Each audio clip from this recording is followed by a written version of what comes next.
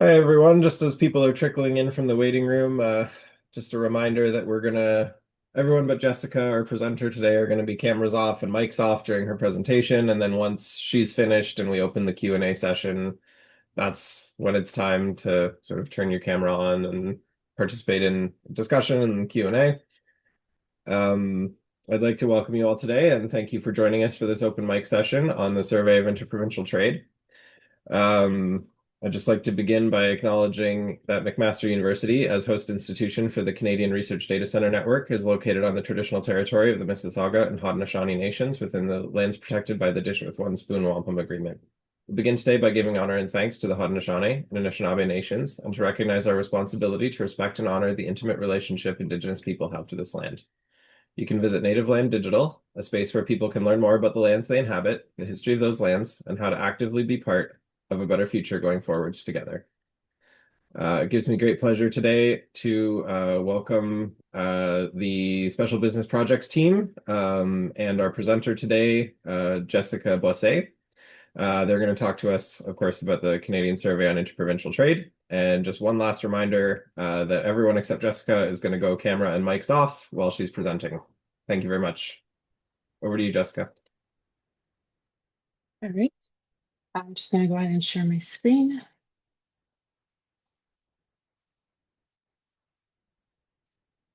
Just before I start, you can see my screen okay? We can, yeah. Perfect. Okay.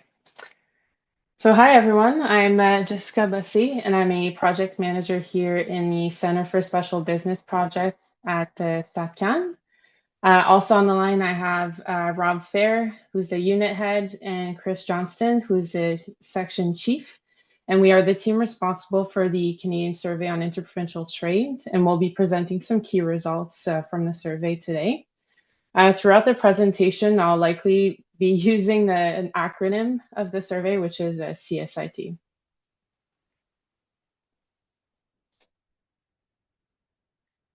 So just to give you a bit of background on the survey, so this was at the time a new survey, the first of its kind, and we worked in partnership with the Privy Council Office while also consulting with other federal departments to design the survey.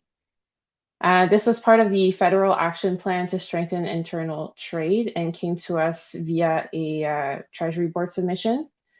So the federal action plan had the objective to fill data gaps on interprovincial trade, develop an internal trade data strategy, and inform policymakers. And it has three components. The first one being the Canadian Internal Trade Data and Information Hub, which is a central repository of internal trade data. There's the data needs assessment and feasibility study, which is to identify internal trade data, needs, and gaps. And of course, the Canadian Survey on Interprovincial Trade, which provides information on the obstacles faced by businesses engaged in interprovincial trade, the reasons why other businesses choose not to do it, and the challenges faced by businesses that consider hiring individuals that were certified or licensed in another province or territory. So this was a one-time survey, and we currently do not have plans to repeat it in the future. Our sample size was around 30,000 units, excuse me, and our final response rate was 68.3%. So we received just under 20,000 responses. And our collection period was from June to October 2024.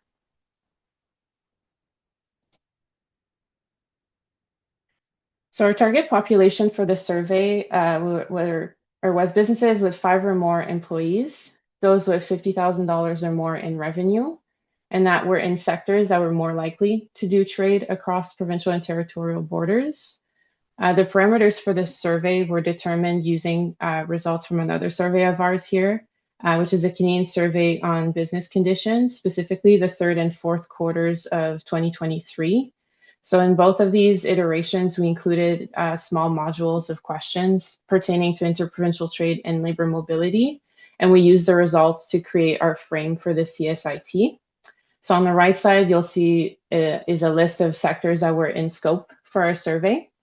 And the last three that I highlighted in blue are industries that were added more so for the labor mobility portion of the survey.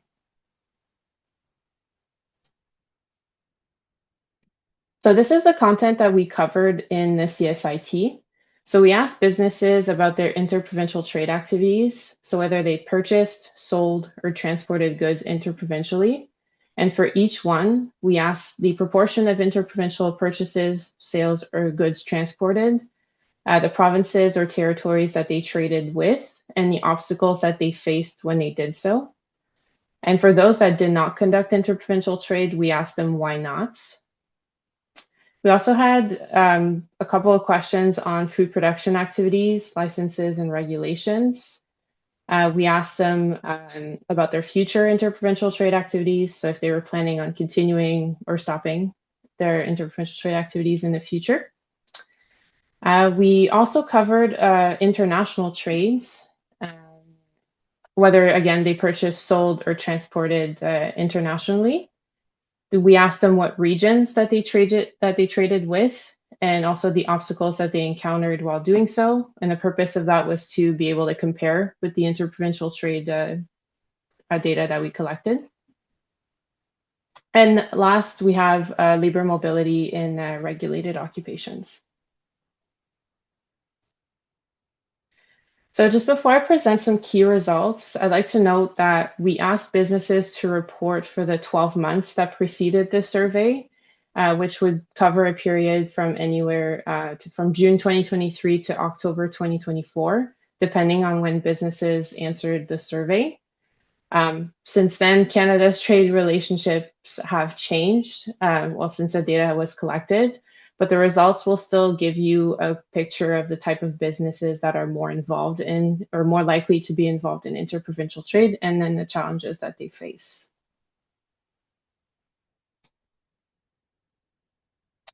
So here's the breakdown by activity for interprovincial trades. So we have 41% that purchased interprovincially, 26.9% that sold, 7.1% that transported, and also 51% that did not do any kind of interprovincial trade activity. They could select as many as applied to them. And for the purposes of our survey, we define transportation as businesses that have their own fleet of transport vehicles. The purpose of that was to capture not only transport companies, but also retail stores that could have their own transport vehicles. We exclude businesses that contracted third-party companies to ship their goods sold.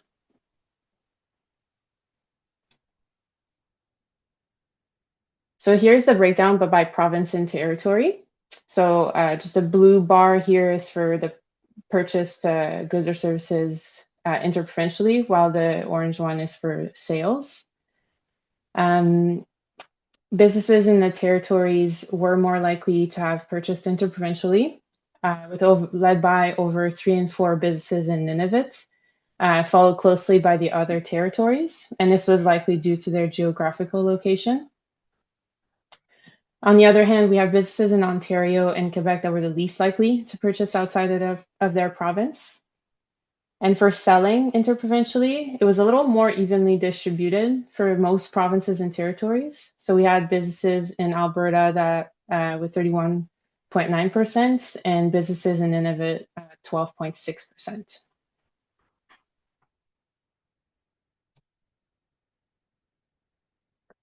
So here's the same breakdown, but this time by sector. Same color scheme going on with blue being purchasing and orange selling. For both purchasing and selling interprovincially, businesses in wholesale trade and manufacturing were the most likely to have done so. So say over 60% in wholesale trade and over 50% in manufacturing.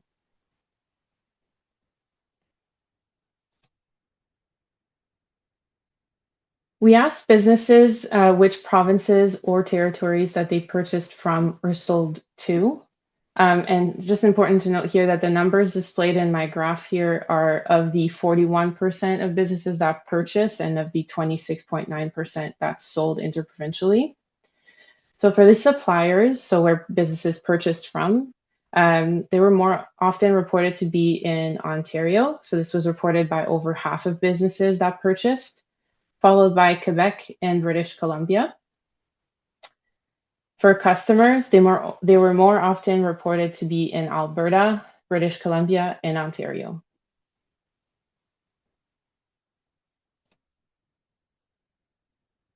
We asked businesses which obstacles that they experienced when purchasing interprovincially. So we had a pretty long list. It was around 20 options, so 20 obstacles to choose from, and businesses were able to select as many as applied to them.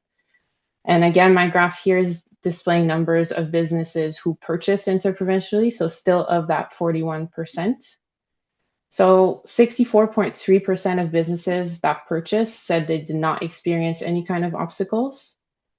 But for those that did, as you can see, transportation costs was by far the most commonly reported obstacle. Regulations and red tape, according to our results, don't really appear to be the major irritant for businesses that purchase interprovincially, because after transportation costs, it's delay between placing and receiving orders and distance as the other more commonly reported obstacles.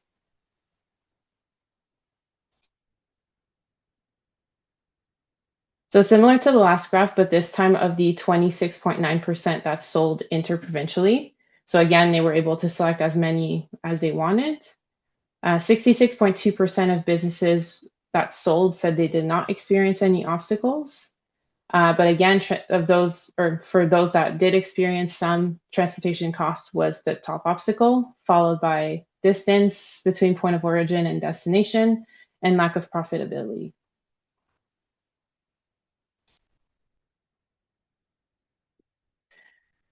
So for businesses that have their own fleet of, or just a reminder here that, so for transportation is for businesses that have their own fleet of transport vehicles and excludes businesses that contracted third-party company to transport their goods sold.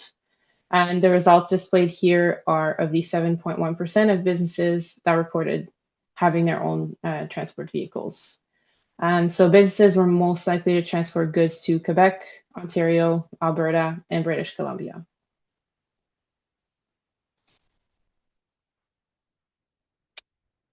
So for the top obstacles when transporting interprovincially, once again, this is for the 7.1% of businesses that transported at the interprovincial level.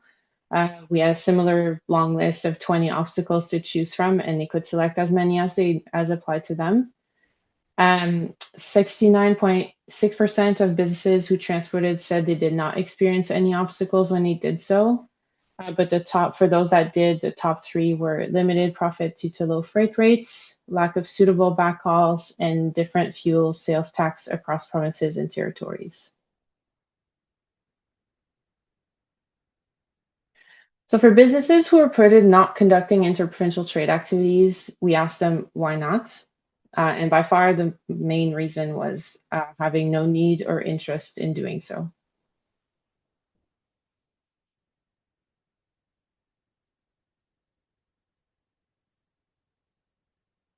So as I mentioned earlier, we also asked businesses about their international trade activities in order to compare our information with the interprovincial trade numbers. So as you can see, more businesses were doing interprovincial trade compared to international trades. We asked them the regions that they traded with, and the vast majority of businesses reported trading with the United States. Other common locations were Asia and Oceania, and Europe, excluding the UK.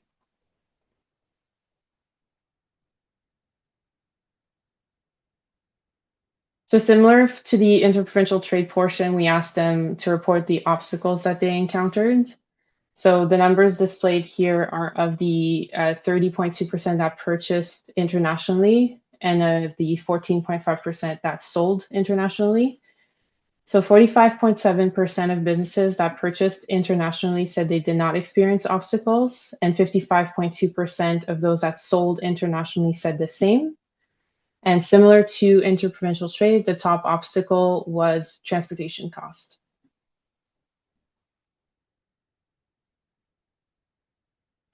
Of the 3% of businesses that transported goods internationally, 61.1% said they did not experience obstacles. But for those that did, the obstacle was the same as interprovincial trade transport of goods, which is limited profit due to low freight rates.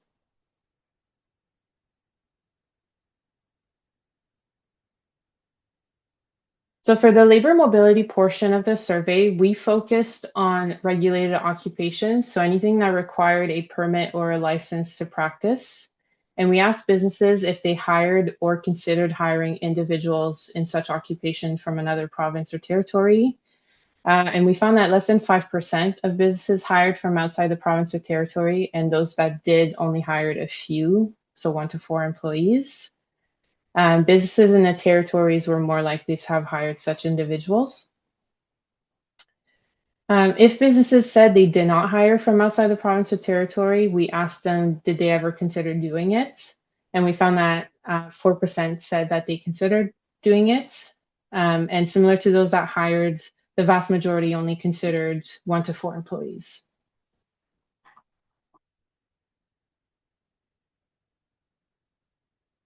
So for products, along with the main data release, we've also worked on a couple of other adjacent products. So we released an infographic highlighting key findings from the survey. This was released last year.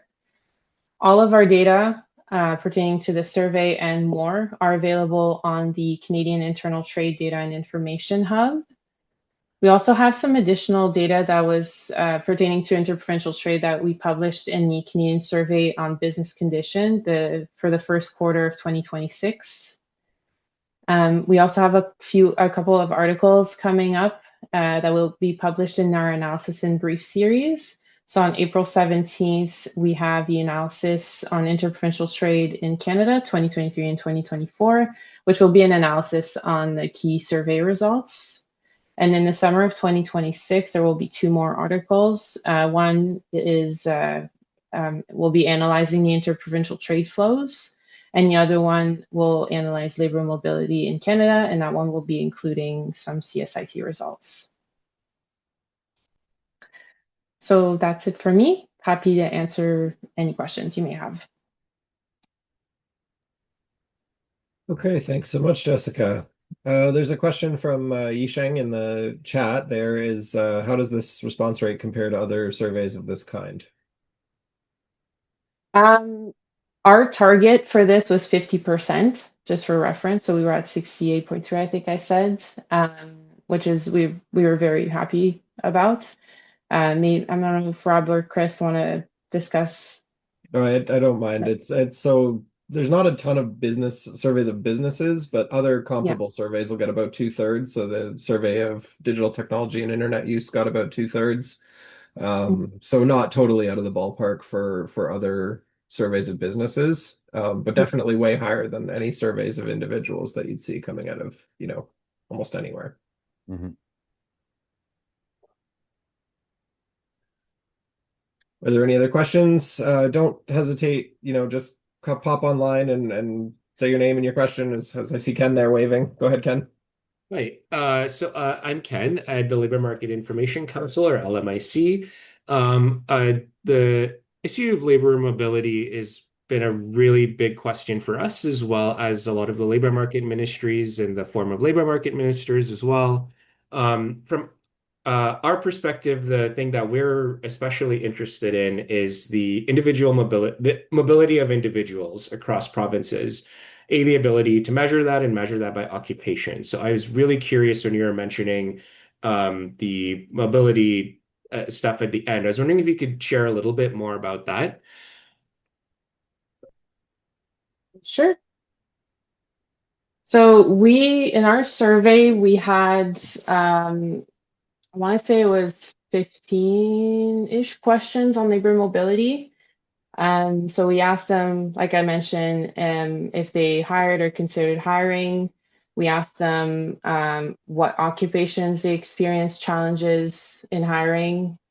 We asked them, we had some questions on trades occupations, same thing, like what's the obstacle that you experience? So all of this data is available on our website. I don't have the numbers by heart. It's been a minute since we released the survey, but I'm happy to share the links if you'd like to consult or to view them. Yeah, that would be great. Thank you. And then my other question is maybe, I think I know the answer. It's a hard question, but like basically either are you or your team, or is there any work being done right now that is looking at how we can measure mobility from province to province by occupation? I know that's very difficult, but I'm wondering if there's any work going on in that space that any of you are aware of right now. Yeah. So I think the article that is coming this summer will explore that a little more, but I'm not the person working on it, so I don't have a lot of detail on that. But yeah, there might be some of that in the article coming up this summer. Okay.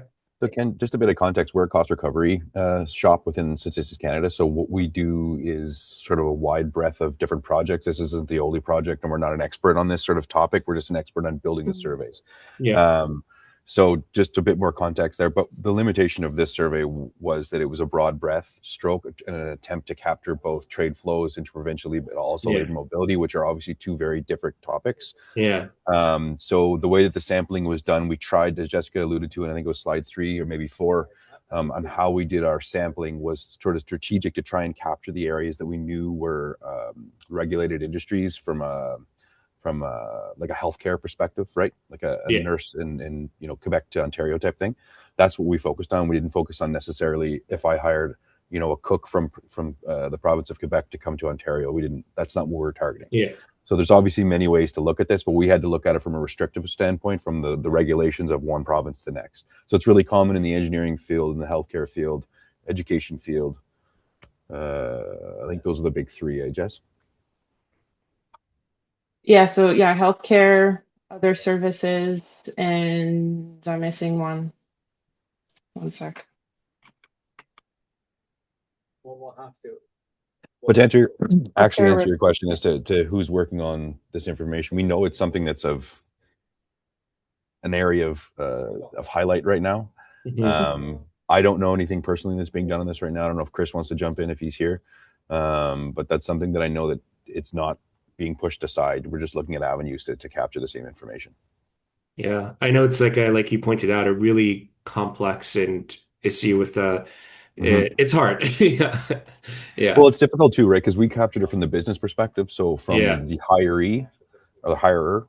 So they're, quite frankly, if I'm hiring a cook, I don't really care if that cook lives in Quebec or we live in Ottawa, so we're right on the border. So we don't really care if they live in Quebec or Ontario. It doesn't matter to us as long as that cook is showing up to work, right? But on the regulated side of things, that's when the paperwork has to go into play to see if things transfer across, and that's where the interest was for us and for our client. But yeah, it's a difficult area to jump into. Thanks, I really appreciate that.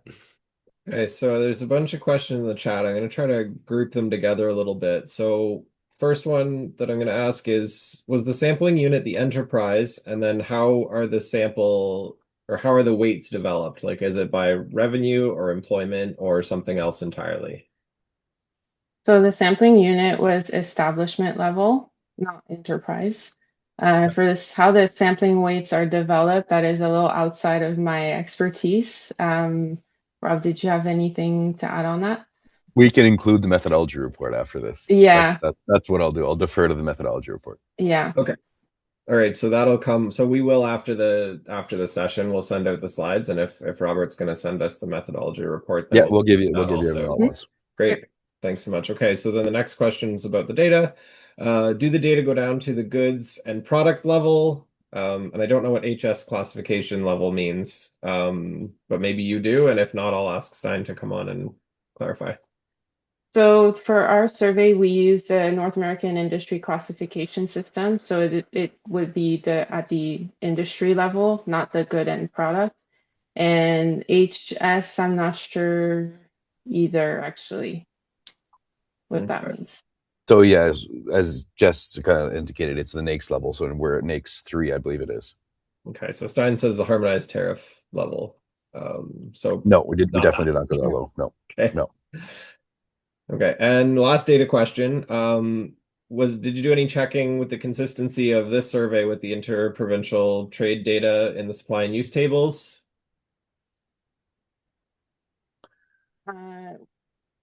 Sorry, go ahead, Ron. No, I was going to say this is a perfect segue into Jessica's article that's coming up in April. All right. I think it maybe should be noted that the majority of the data collected in this survey were qualitative in nature.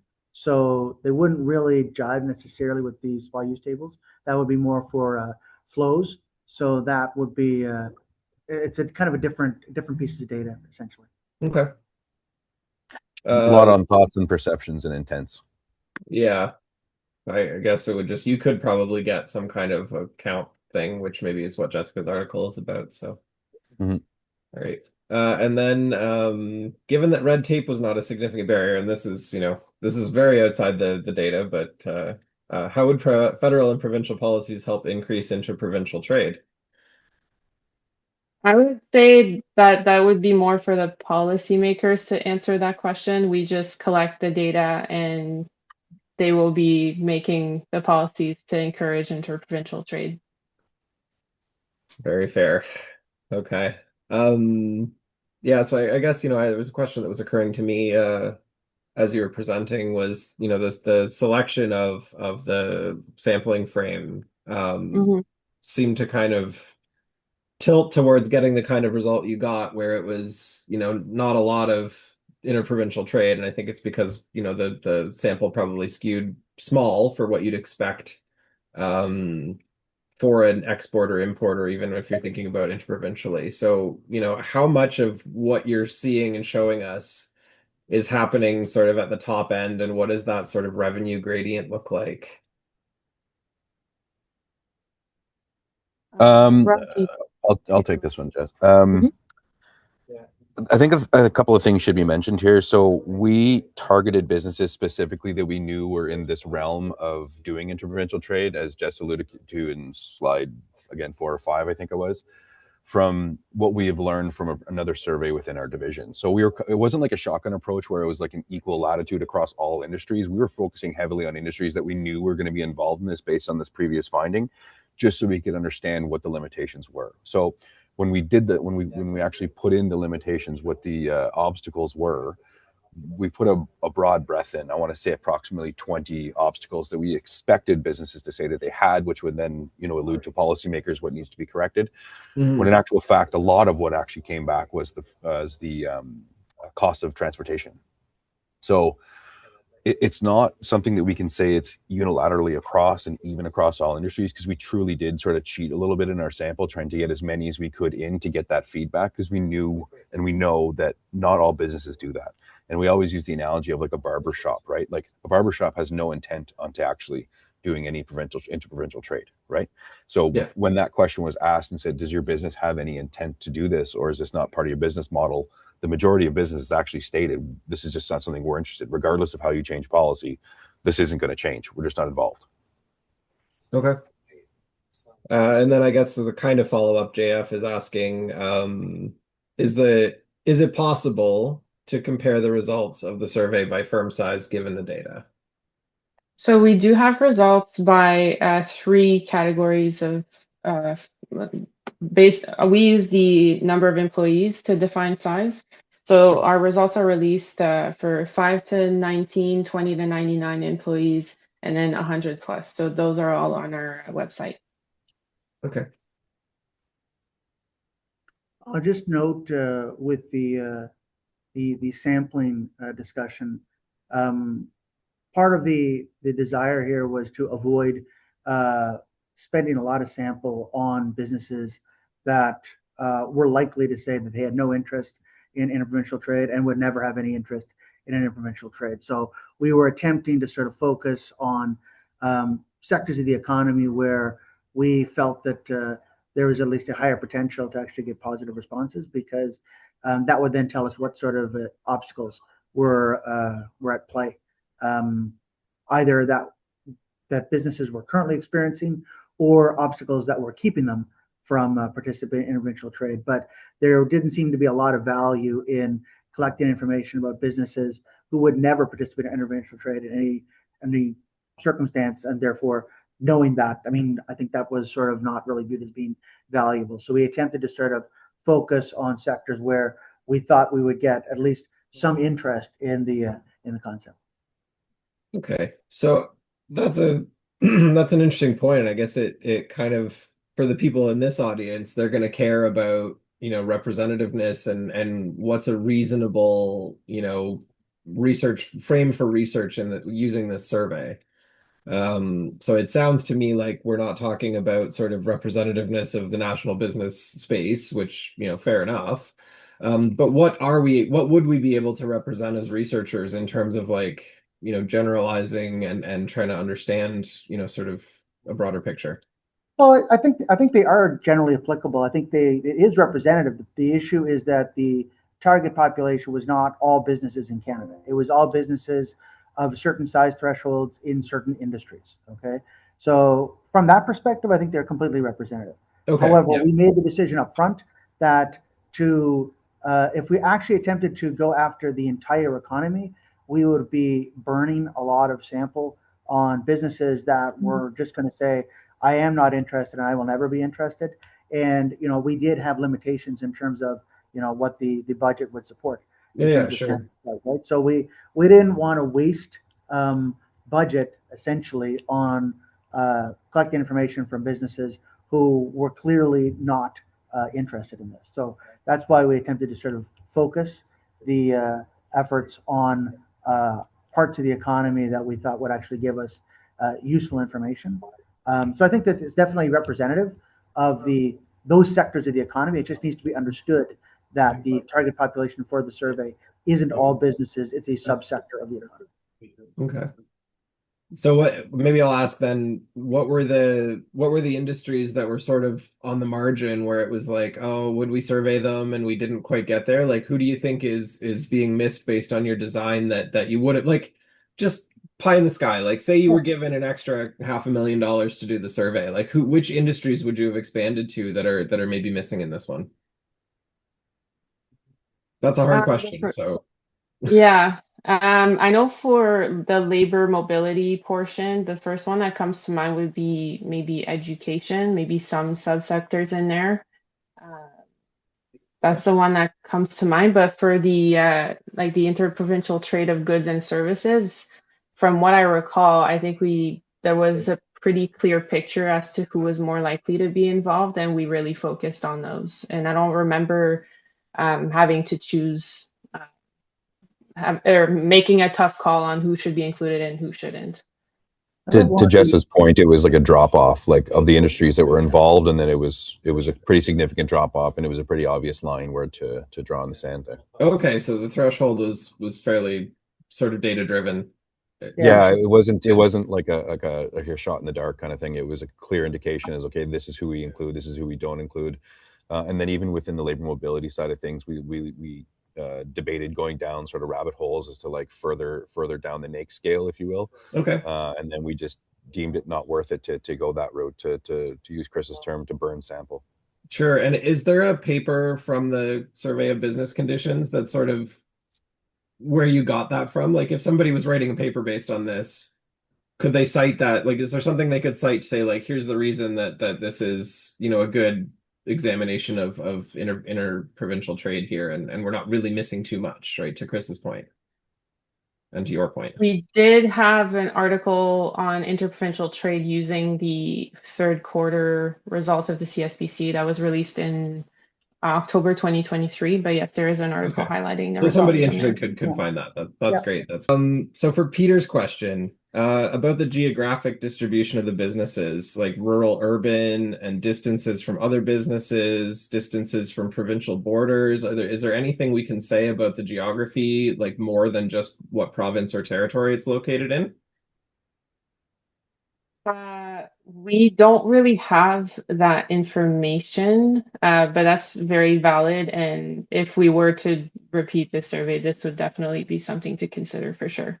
Okay. Given the business ID, is there any possibility that your group would link this to, a different business data set that might give you that location? We have the information. I guess the key is that looking at urban rural or CMA information like that wasn't a factor when we were building the sample. So it's Okay. not that we can't conduct the analysis, but it wasn't something that we necessarily built into the survey. So the results that are currently available don't include that. It is an angle which, in theory, could be delved into. The caveat simply would be that we didn't necessarily go out of our way in constructing the sample to ensure that we had good representation of urban rural, for example. Sure. So, but that information is part of the RDC data set? Okay. That, yeah, I think so. Okay. So that might be a fertile avenue to explore there, Peter. That's okay. Good stuff. All right. We are slowing down on questions, but this has been really good. I appreciate everyone's questions. We definitely don't keep these going on for the fun of it, just to fill up the hour. Okay, so Peter's clarifying. To clarify, there's nothing that would help us compare a respondent from, say, Toronto versus Ottawa, in terms of transportation costs, etc., as these are very different interprovincial trade distances. And I think the answer to that is no, there's nothing, but No, again, I think the issue here is that the purpose of this survey was more to understand what obstacles existed. We weren't really trying to track, specific details about costs. That starts to become difficult to do from a survey perspective because different businesses would be shipping different amounts and different quantities and different goods to different destinations. So being able to sort of track the origin destination component of that through a survey is pretty tricky. That would kind of require a more basically having kind of more direct access to their shipping data to be able to track that. So that would require a different approach. So no, we didn't try and capture that in the survey. okay. You've got a round of applause for all the work you do. Okay. Anything else from our presenters that they want to say, or anything else from the audience?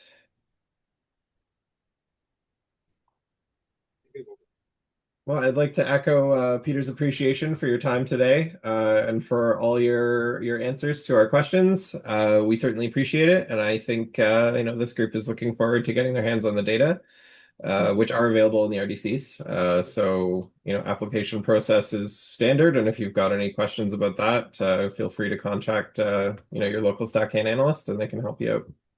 Thanks so much for everyone for joining us today, and have a great week. Bye now. Thanks so much.